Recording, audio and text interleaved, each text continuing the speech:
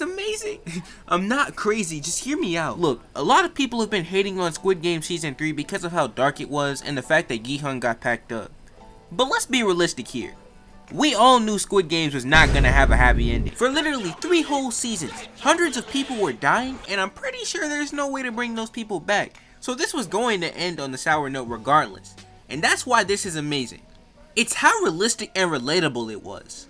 Unlike the first and second seasons where we sort of get introduced to these characters, Season 3 starts out basically after Season 2's main event, and they put way more emphasis on the motives of these characters, which makes the season amazing because of how realistic and relatable these characters were after all of these events they went through. Like, we can all be honest. If we were in Squid Games, we're here for the bread. We're not trying to die.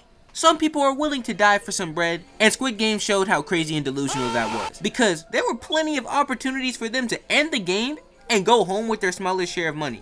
And I know I personally would be pissed as fuck if some dumbasses decided to keep continuing to play a death game, playing coin toss for all of our lives because of some reason that I obviously don't give a fuck about. But in the end, it's everyone for themselves, and Season 3 did a great job at showing that, considering everyone's mental at the end of the games was either them being dead or permanently scarred for life. Season 2's whole plot was Gi-hun basically going back to the Squid Games to try and destroy it.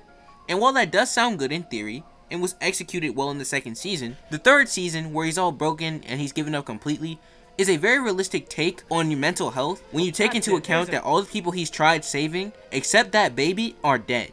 And you could come to the conclusion that it was all for nothing. I mean, judging from the ending, there's more than one Squid Game, which meant that being a good guy and dying was as good as it could have gotten, because I don't think Gi-hun's old ass could have taken games in other countries trying to save everyone. That's just not realistic. One thing that I think rightfully deserves some criticism though, is that dumbass detective that took so fucking long that the main character literally died. So does it suck that Gi-hun and all these other nice characters died? Yeah.